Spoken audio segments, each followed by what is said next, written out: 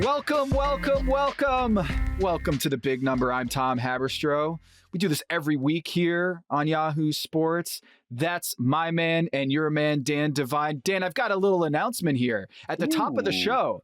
Okay. Everybody needs to check us out on Yahoo Sports Network, our brand new streaming TV channel. That's right, Yahoo Sports Network. It's available to stream on any leading fast services. It's also streaming live 24/7 on yahoosports.tv, not .com. That's old news. We're now .tv, yahoosports.tv, where you can catch all the shows on your phone or your browser on your TV. Big fan of this new Yahoo Sports Network and the fact that our lovely mugs are going to be on your TV, with beards included. That's exactly right. I've been told so many times that I had a face for podcasting, and it turns out that was just an end run to get me on TV. Try to keep me away from it, various teachers. That was rude of you to say those things about my face when I was a younger person. But Tom, now that we've established that Yahoo Sports Network is up and running and that we're going to be part of it, I got this feeling like I need to put some numbers on the board. What is our big number for this week? Dan, this week's big number is 96.3%. That is the percent number of eligible Hall of Fame players in the NBA who have won a Finals MVP.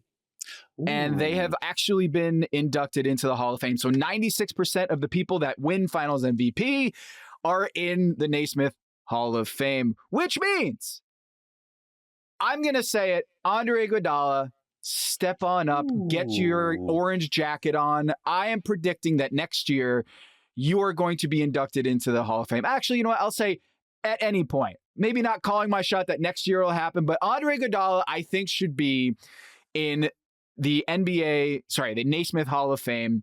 I've written an article about this. I'm a big believer in Andre Iguodala's Hall of Fame credentials.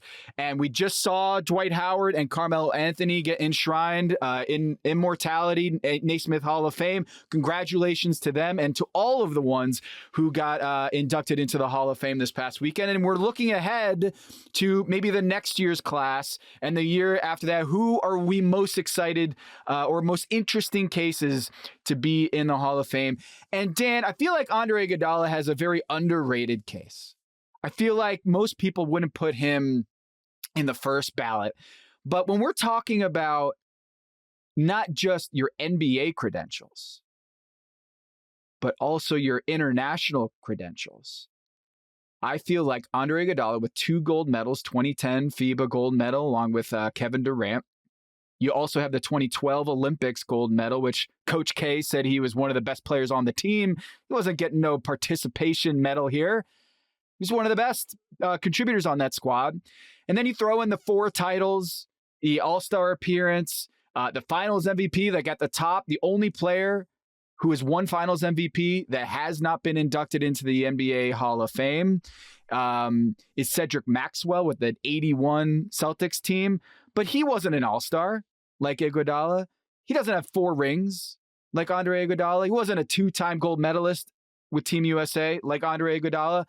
He wasn't 2-time all-defensive team like Andre Iguodala. So, Dan, I feel like, yes, he doesn't have the most traditional case, but I think he is the no stats Hall of Famer, meaning the box score stats do not do him service. They do not capture the brilliance of Andre Iguodala. And if you look at the advanced stats, the modern stats, the on-court, off-court, the advanced regularized, adjusted plus-minus numbers, all of that stuff point to Andre Iguodala as being a top 10, top 5 player at his peak and top 20 for years and years and years. Basically, he should have been an all-star all these years or all-NBA, and he only had 1 all-star to his resume. But Dan, as someone who's covered the league and has seen Andre Iguodala up close winning these titles, what do you think about his candidacy? What do you think about his chances? I think the line of distinction you made, where it's not just the NBA Hall of Fame, it is the Basketball Hall of Fame, is a huge part of it, because once you start folding in multiple gold medals at the Olympics, like, that's a huge part of it. And also, as you noted, it wasn't like he was an also-ran. He was a significant part of those teams that won gold medals rather. what's interesting to me is you go through, like, when I was, and this is my own fault, when I was like looking at his, basketball reference page, looking at his resume this morning before we got on, I just assumed there would be at least one Sixth Man of the Year there, like, for the work that he did with the Warriors and how critical he was for those Warriors teams. And I think the fact that there isn't is like a point in the direction of our inability to always properly evaluate what players bring to the table. So like Iguodala's defensive work, Iguodala's ability as a connective passer, even if he's not the one that gets the assist, somebody who reads and maps the floor and can be a quiet contributor on a possession, like the sacrifice cut that opens up somebody else. He was a like sort of quieter parts of the game star for years on those Warriors teams. And then before that, I mean, he was like an investor that saw blue chip stock when he was on that Nuggets team that lost to the Warriors. And he's like, okay, I'm about to be a free agent. I'm going to go over there. That's that Curry guy. Pretty good. I think I want to be part of that. But when pressed into duty as a number one kind of guy, like, it was always an ill-fitting suit for him in Philadelphia, but he could score 20 a game and could be an all-star, number one option. So somebody who had all these different sorts of careers within one career and performed at an elite level in those roles, all across the line. I think that is worth evaluating as like star level impact, even if the star level stats aren't necessarily there. And then you add into it like those Warriors teams, maybe they do win 4 titles without him being part of the program. I think the people in Golden State would tell you otherwise, though. And if you are that, I mean, we've seen it with the Celtics teams over the years. We saw it with, Michael Cooper getting in for his contributions on those Lakers teams. Never an all-star, I believe, Michael Cooper, but they're like top level defensive player. There's a place in the room of the Hall of Fame for the players that like elevated and made those championship teams and got them to the next spot. I think Andre Iguodala certainly was one of those for like the defining team or one of the defining teams of an era of basketball. Yeah, I think that argument for enshrinement is pretty solid. You mentioned the Warriors people, what they would say about how much impact he had on those 4 title teams with the Warriors.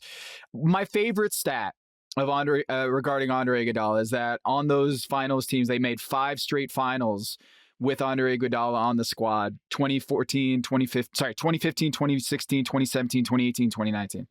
Over those 5 NBA finals runs, he had a better plus minus than Klay Thompson, who is at plus 53. Okay. In those 5 finals runs, he had a better plus minus than Draymond Green, who is at plus 119. He was better than Kevin Durant, even though Kevin Durant wasn't on the front end of that run. He had a better plus minus than Kevin Durant on those teams. Andre Iguodala, had a better plus minus in the NBA Finals than Stephen Curry himself. Okay. Wow. So if you look at the numbers, Andre Iguodala at plus 148 during that 5 finals runs with the Warriors was the best on the Golden State team. The best. He had the best plus minus during the NBA Finals when you need to be the biggest impact possible in the biggest moments. Andre Iguodala was there. And I think that's a big reason why he won Finals MVP in that season in 2015, because he was moved into the starting lineup. Steve Kerr was like, we need our best perimeter defender on LeBron. And everything changed from there. And I know it's been debated ad nauseum of whether it should have been LeBron's MVP or Steph's MVP or Andre Iguodala. The fact of the matter is, time and time again, we see not just coaches say this dude is one of the best players in the NBA. Hence, he was on these gold medal teams. But also, the plus minus data is reflecting an elite player that is in like the top 1 percentile in the NBA.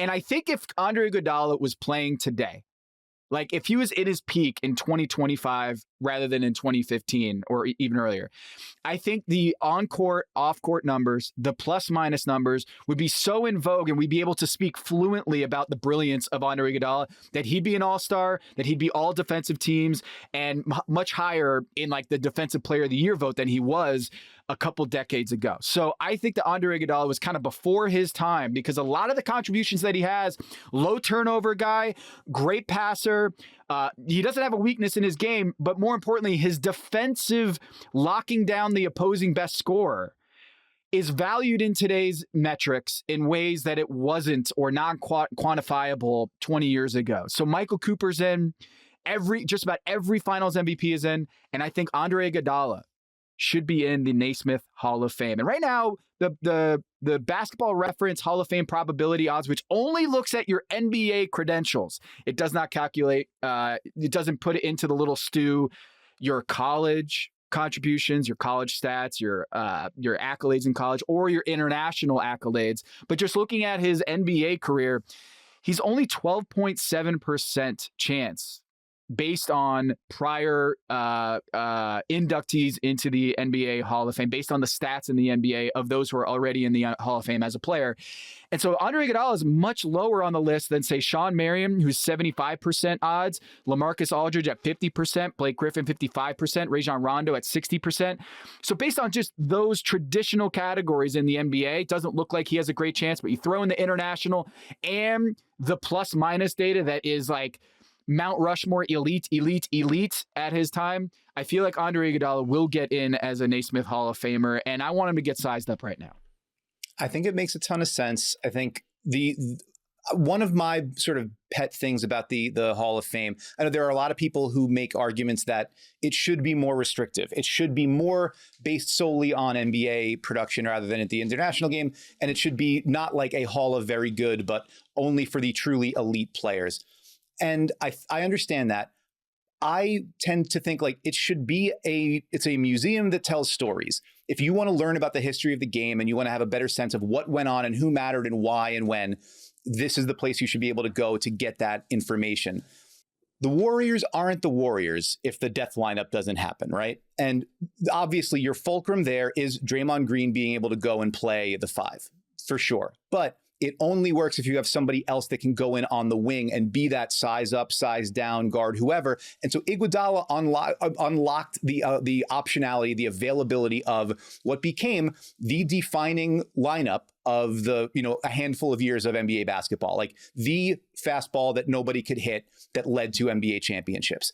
And you mix that with I think the idea of this museum that tells the story of the game, also reflecting our advancing understanding of what contributes to winning and losing on the floor and who matters, maybe matters more than a traditional box score understanding of statistics would lead you to believe. And so to me, like Iguodala as an avatar of that, it's not to me the same as saying, well, we should put Shane Battier in because Shane Battier was like the nominal no stats all-star from the profile that Michael Lewis wrote. But Iguodala was like a star player whose true value was hidden and then came to be revealed later. So to me, I think the contribution to winning on both on like club and country and what he sort of represents for our advancing understanding of value on the basketball court, I think there's space in the hall for him. And yeah, I tend to agree with you. It might not be as soon as he becomes eligible. I believe next year is his first year of eligibility.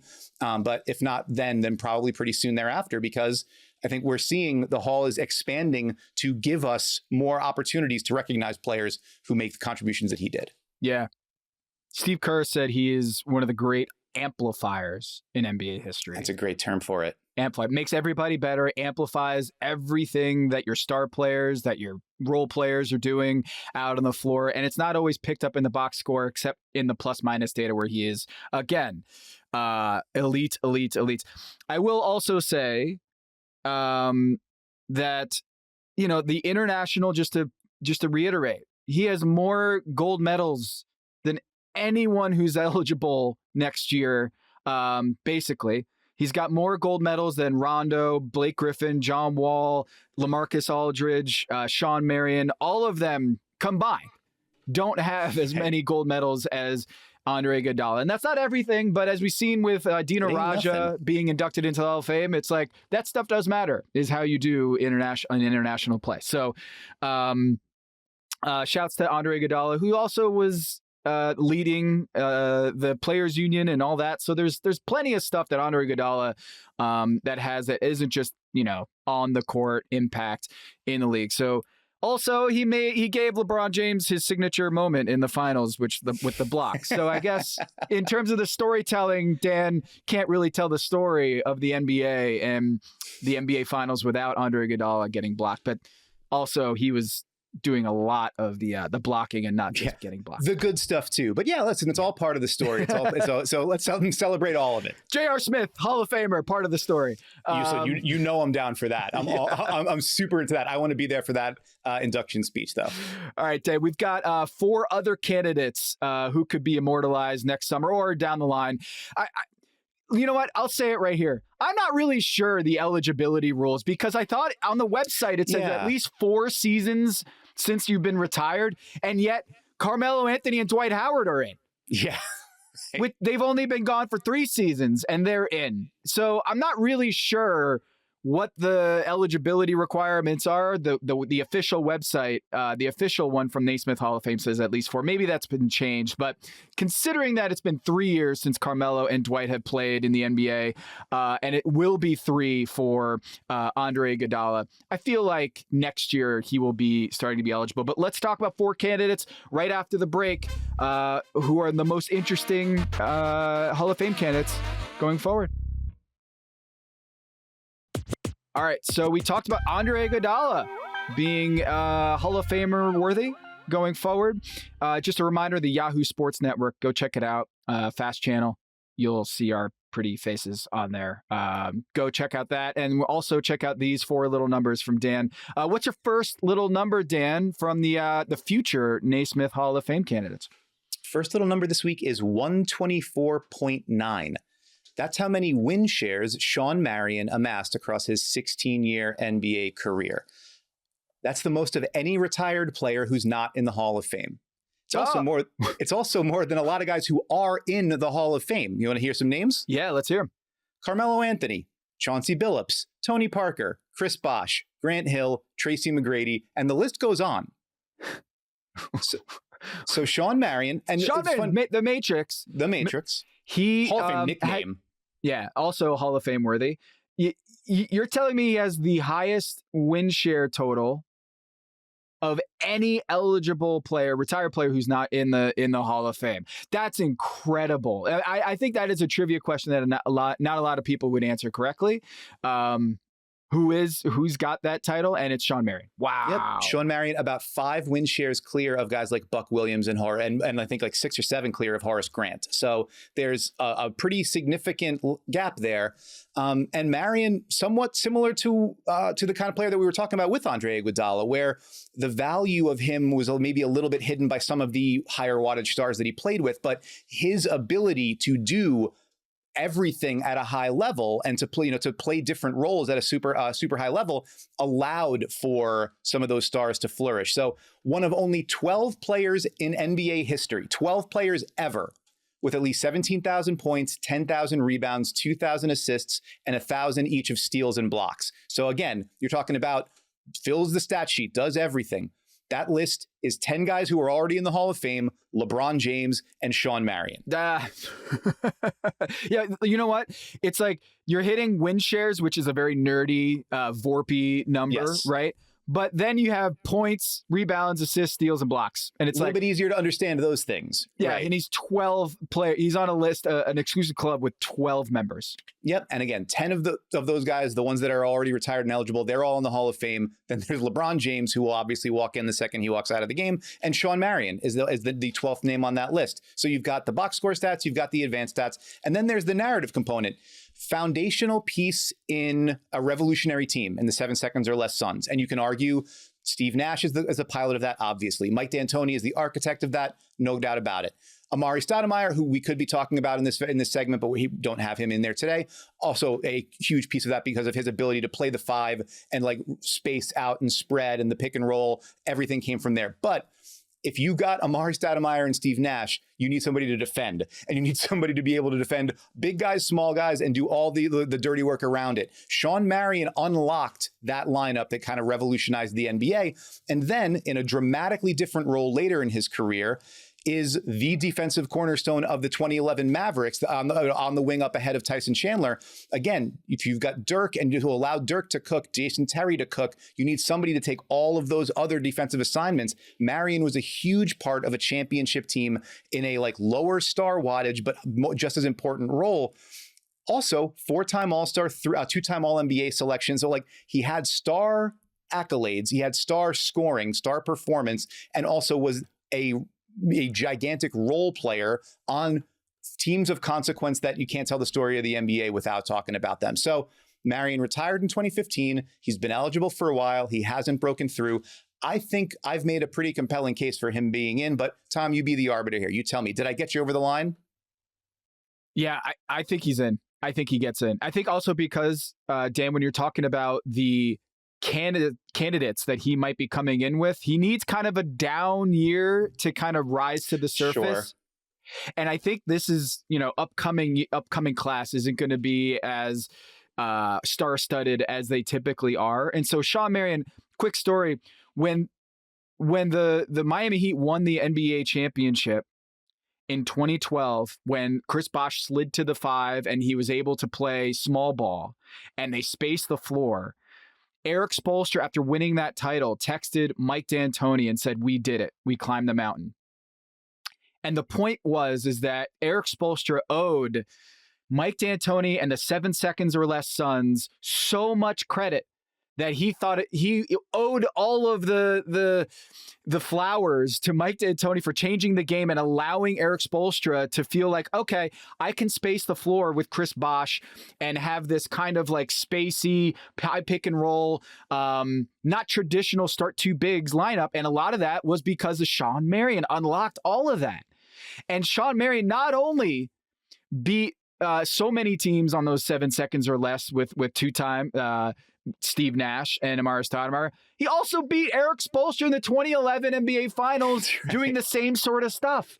And so if you need someone who values that sort of play from Shawn Marion, I guarantee you that Eric Spoelstra, who many believe is the best coach in the NBA, and for my money, he is the best coach in the NBA, I got to imagine he has a lot of positive things to say about Shawn Marion, and I would probably imagine he would co-sign him being inducted into the Hall of Fame. So Shawn Marion, I think he's in. His NBA stats have him at 76% chance of being in the Hall of Fame. I think he's in. Who's your next candidate? Second little number this week is 22. That's how many players have scored 20,000 points, grabbed 8,000 rebounds, and made at least 7 All-Star teams over their NBA careers. 20,000 points, 8,000 boards, 7 All-Star appearances. 18 of those players are already in the Hall. 3 of them are still playing. That's LeBron, Giannis, and Russell Westbrook. And number 22 is LaMarcus Aldridge. Aldridge is an interesting case to me because there's a statistical resume for it.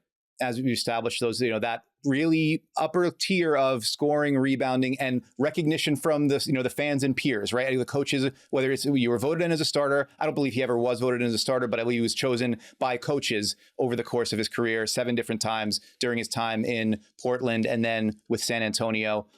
5-time All-NBA selection, twice second team, 3 third team. So never the best 4 or 5 in the league. We always viewed him as sort of in that conversation, but in that conversation for a decade.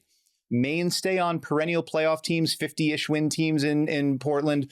He kind of kept that franchise afloat as it transitioned from, all the promise of the Brandon Roy, Greg Oden era, but there were all the injuries that sort of submarined that, and then transitioning to the Damian Lillard era.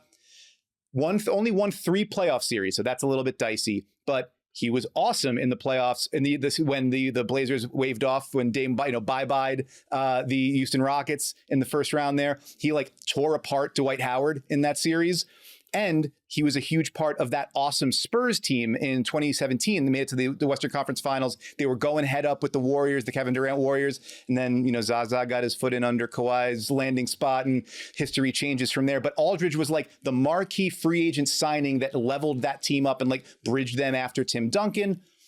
Never the best player at his position, reliably among the best for a decade. And every eligible player who has scored as many points as he has in his career is in. So, what do you think about LaMarcus Aldridge's case? He's in my book, but I worry that he's not going to make it. LaMarcus Aldridge, is a case that I think from the basketball, traditional basketball statistics, I think he's got the case, like you said, at the top. What worries me is he wasn't even nominated this year. Carmelo was nominated, same retired last season. Dwight Howard was nominated, but LaMarcus Aldridge was not. And that's really confusing to me. What are the credentials or the eligibility criteria that you have to get in? I was surprised that LaMarcus Aldridge was not on the list this year. Doesn't make me super confident that he will get in one day. Also, not the international stuff that you see with Andre Iguodala. So the deep playoff runs, international, Olympics, all that, FIBA, not really some stripes on his sleeve for LaMarcus Aldridge. But in terms of that 2017, Zaza Pachulia is one of the most underrated moments in NBA history is the Zaza Pachulia foot underneath Kawhi Leonard, because that Spurs team was so freaking good, dude. Like that team, I remember covering that Warriors season and that 2017 season, looking at the point differential and how good the Spurs were. And I was just like, it's unfair that these two teams are in the same conference. Right. It's totally unfair that only one of these teams is going to make it to the NBA Finals when it's clearly these are the two best teams in the NBA. And man, the Spurs were rolling before that. And LaMarcus Aldridge and the story of LaMarcus Aldridge changes on that play.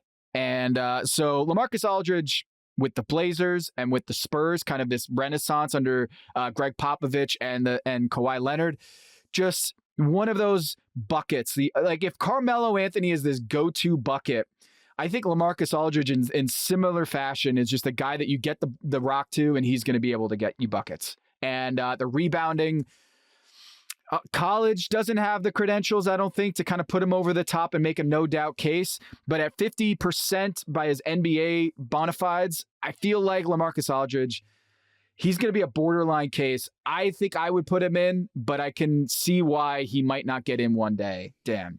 Yeah, the lack of sort of like flashbulb moments in your mind, I think, is right. Like, it's not that the University of Texas teams when he was there, it wasn't like they, made it all the way. Like Carmelo has the national championship in Syracuse, right? You don't have that with LaMarcus Aldridge. You only have one series where he made it to the Western Conference Finals, and nobody remembers that, that Spurs team because of what we just talked about and the Warriors continuing to advance on. So yeah, I think it makes sense. And then when you think about his greatest successes in Portland, you think more about Dame, or you think more about Brandon Roy than you do about Aldridge. So he has that kind of, it's the quieter list of accolades that's going to maybe fade from memory a little bit more. So I hear what you're saying. I think there is a case to be made, but 50% on the Hall of Fame probability sounds about right. Coin flip kind of case, I think.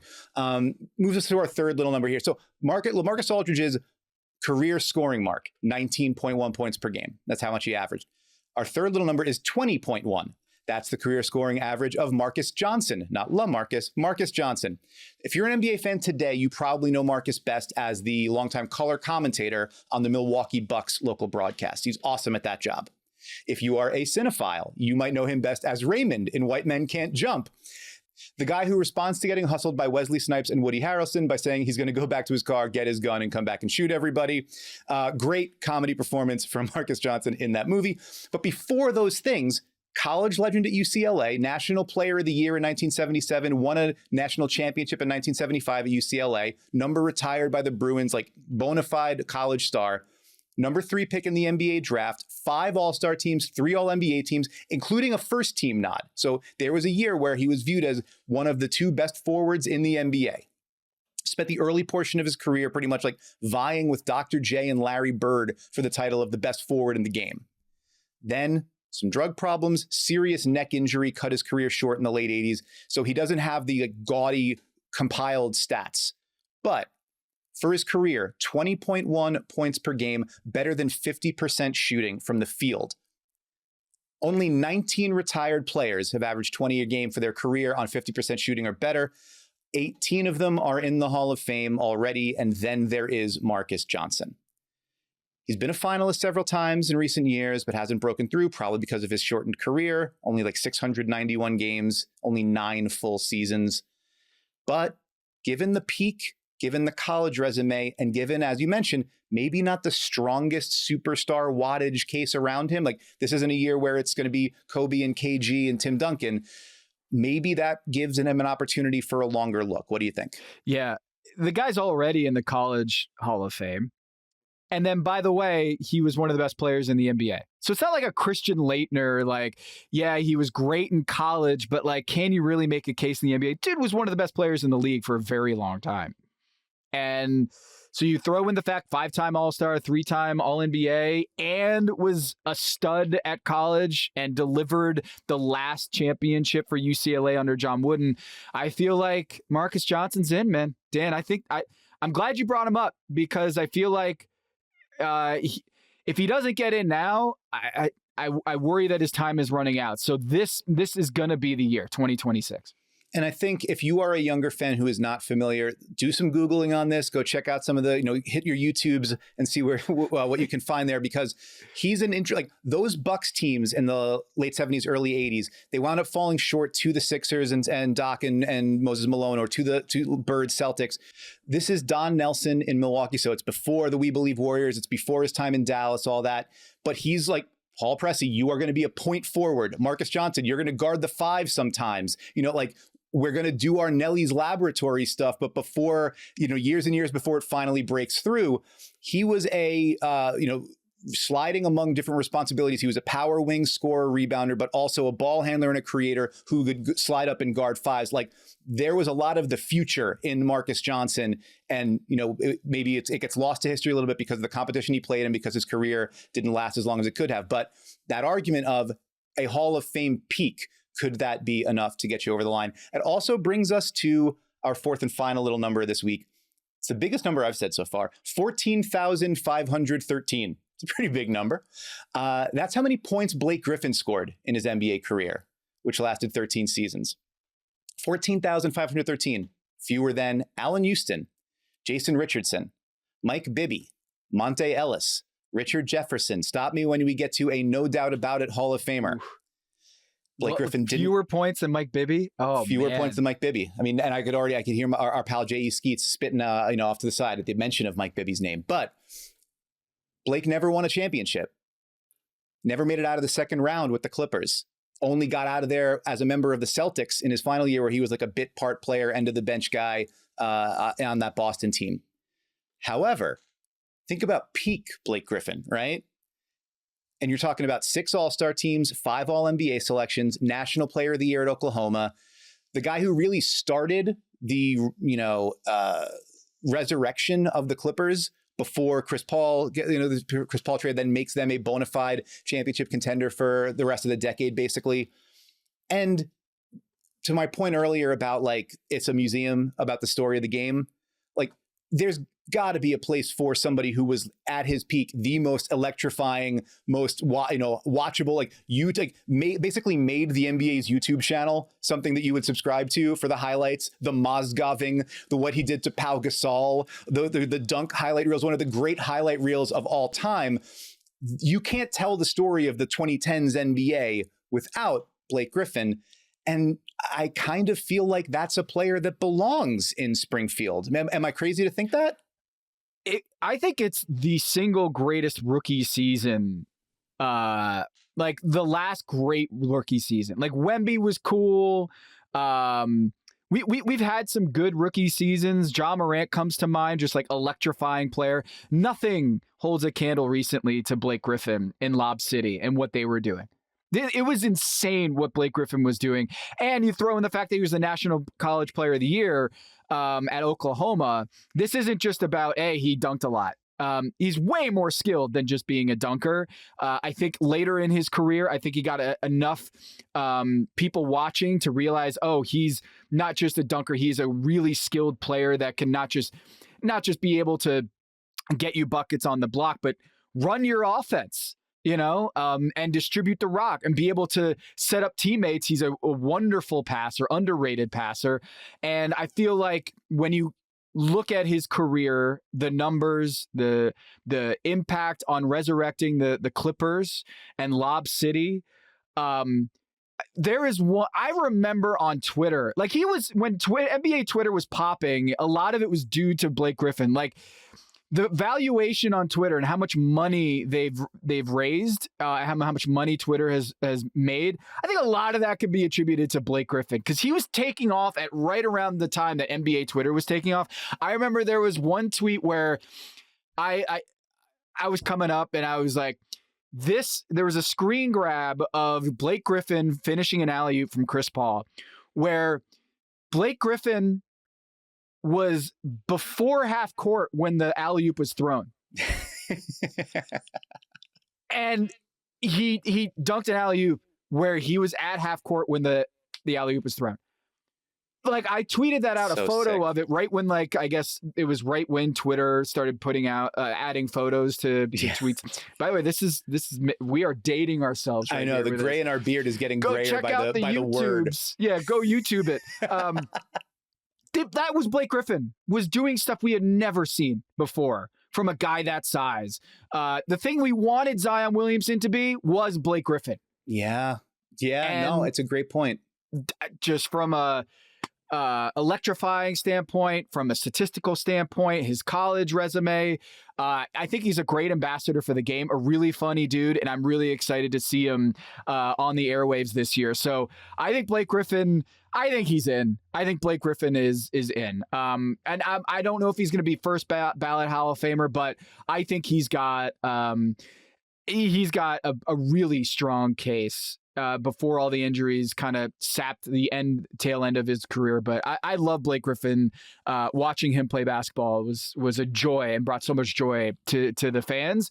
And also, I think his game was much better than what I think people gave him credit for early in his career.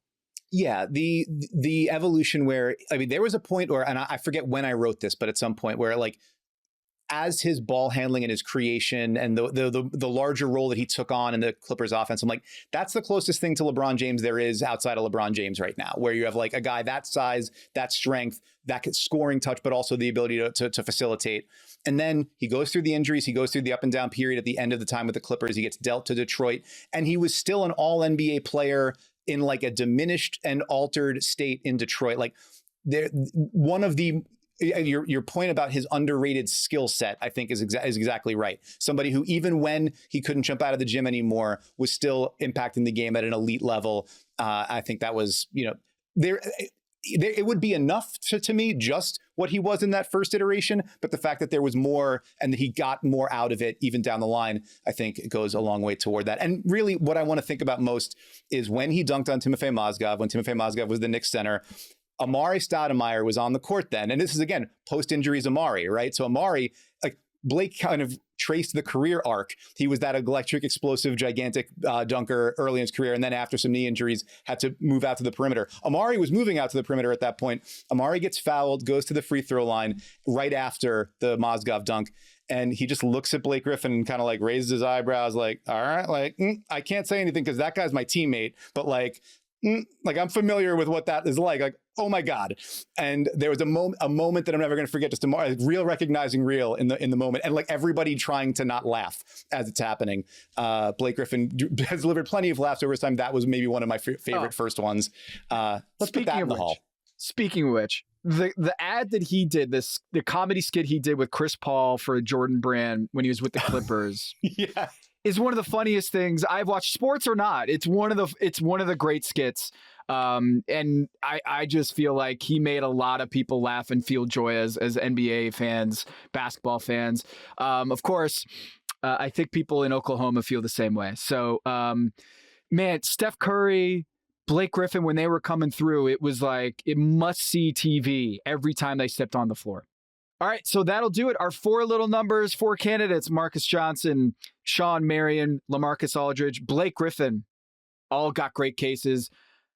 Also great cases, Andre Iguodala, the No Stats Hall of Famer. We're going to talk Josh Giddey and the news that he is re-signing with the Chicago Bulls, and what that means for maybe Jonathan Kuminga and Quentin Grimes. We'll talk about the restricted free agents that are finally signing to deals right after the break.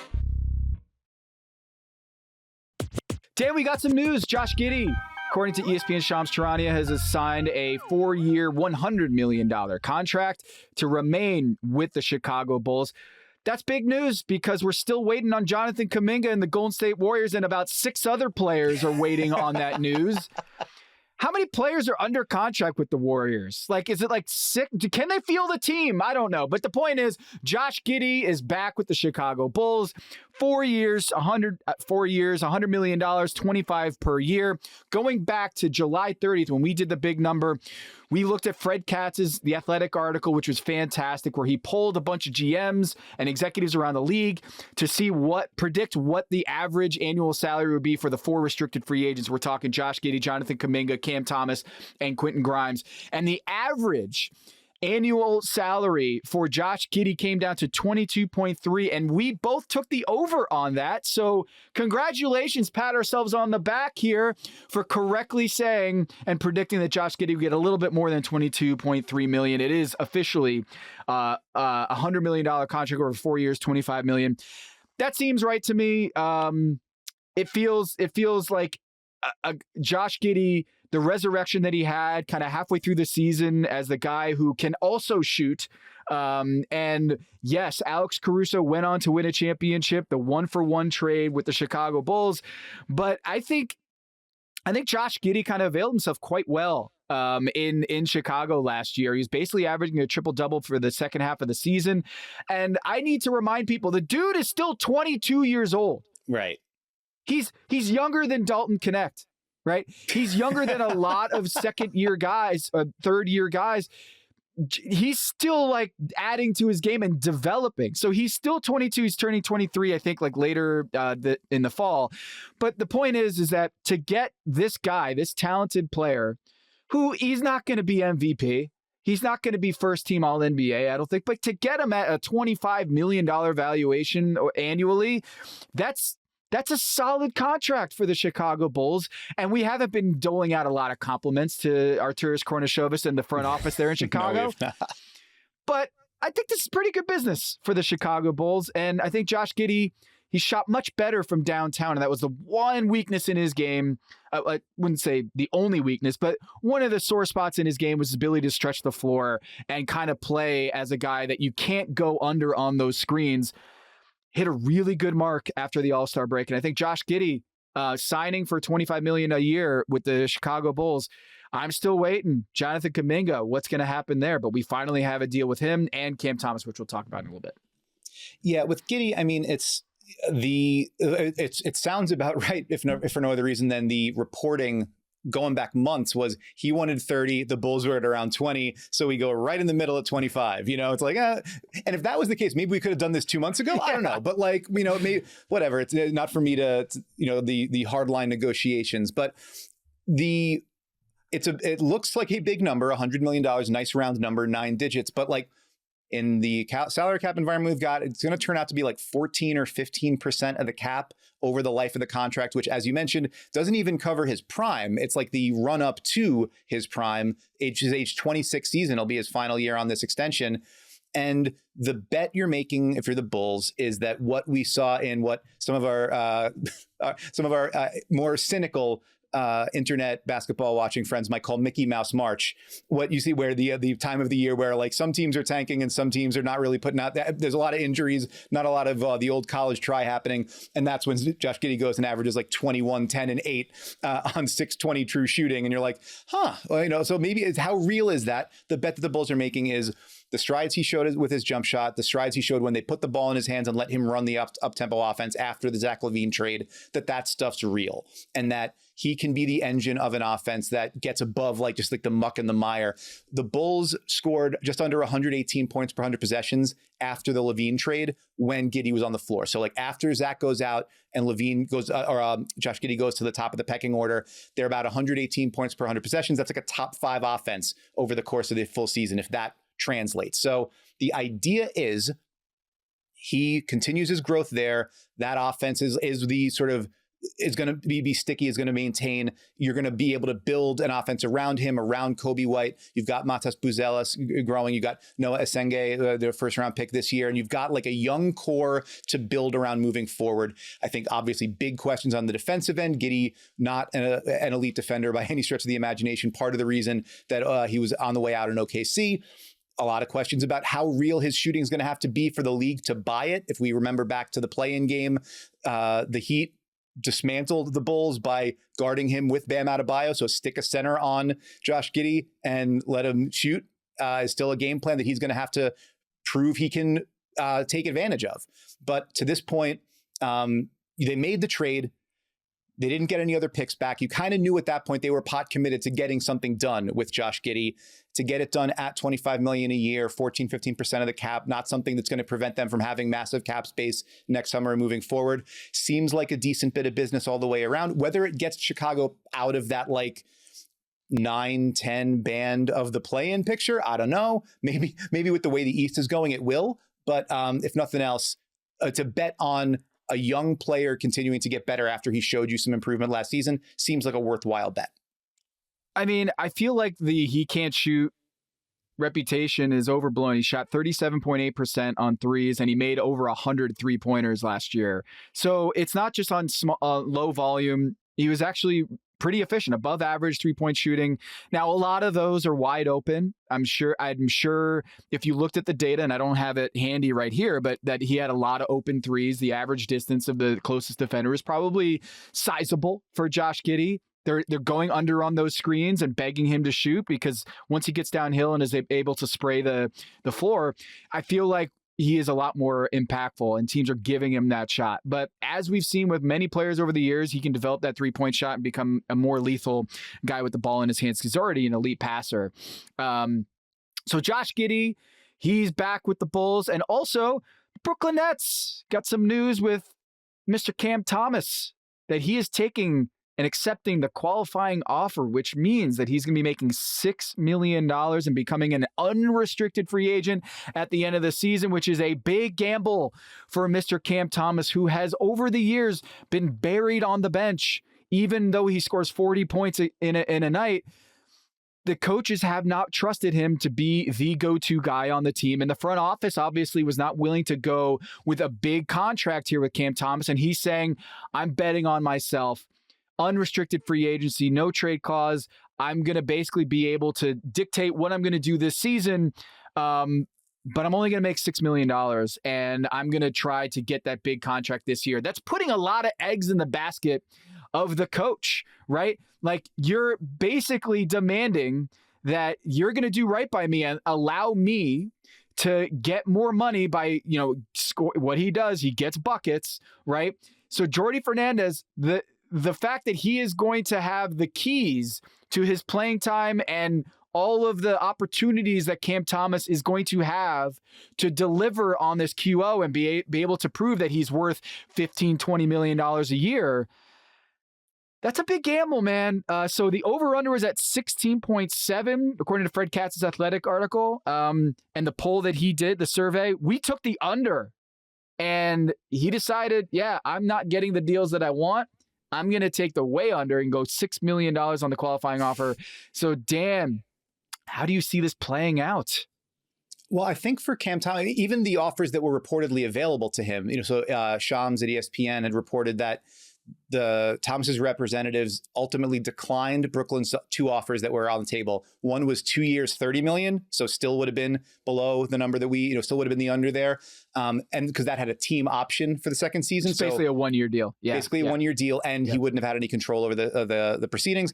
And then the second option was a 1-year deal, $9.5 million incentive laden that could get up to $11 million, but also would have meant that he didn't have a no trade clause. He again had no control over the proceedings. So either one of those offers would have come in at the under on the average annual value and would have left him really open to being traded by the Nets at whatever point they wanted to. Taking the 1-year, $6 million offer, it pays him less. It also might allow him a little bit more control because it's harder to make him matching salary in a deal at $6 million than it would at 15 or at 11, right? So the idea, and also gets him out a year sooner. Next summer, there's projected to be an awful lot more teams that have significant salary cap space. I think your point is right. I mean, the Nets don't, if you're no longer invested in the long-term relationship with Cam Thomas, then what reason do you have to say, we got to put him out on the floor and have, especially they just drafted 5 guys who are all playmakers that need the ball in their hands, right? So what's the investment in, we need to maximize what Cam Thomas can be? It's a gamble, but Cam Thomas has shown himself to be nothing if not willing, eminently confident in his own abilities. So the idea of him betting on himself makes some sense here. I think it will be very interesting to see if that lends itself to the other 2 restricted free agents making similar decisions with their qualifying offers. Yeah. It's also going to be playing with Michael Porter Jr., who also wants the ball in his hands. And he's got some thoughts. He's got some takes. I don't know if you've been paying attention, but Michael Porter Jr. entering into the New York media sphere with a lot of opinions that he wants to get off of his chest could wind up being awfully entertaining and maybe not necessarily in the way that Sean Marks would like. This is going to be a weird Brooklyn Nets season, man. Dude. It's going to be really weird. Yeah. Really weird. All right. That's going to do it for us here on The Big Number this week. I want to give a shout out to Stone for popping in and producing this week's episode. Thanks to all the producers behind the scenes for making the show a reality. And reminder, Yahoo Sports Network, check it out on your FAST channel, and make sure you check out also yahoosports.tv to catch us 24/7, our new network that we're launching this off-season /summer/fall. Go check it out. Go subscribe to The Big Number on YouTube and wherever you listen to your podcasts. Thanks again for everyone watching, and go tell your friends about it. Training camp is right around the corner. A couple weeks away. Hey, Andre Iguodala, if you do, I want a little sleeve. I want a little a little token. I don't know what it would be from the Naismith Hall of Fame if you do get it, because I feel like we're doing some good work to campaign for Andre Iguodala's Hall of Fame candidacy. Knowing Andre Iguodala, he's going to be like, no. You don't think so? You don't think he's going to shout us out from the stage for? No, I don't think so. He is not dare one to dream. To give props to the media too much, but I love his game. I love his impact. We're on his side, so yeah. He can have whatever feelings about us that he wants, but we're in his corner. We'd love to see you in the orange jacket. That's right. If they change the color to make it something a little bit more appealing, we'd like to see you in that jacket as well. But we're on Team Andre in this one. Green jacket, yellow jacket, orange jacket. Yep. All right. I'm gonna go out on that one. Dan, thanks so much, buddy. We'll talk next week.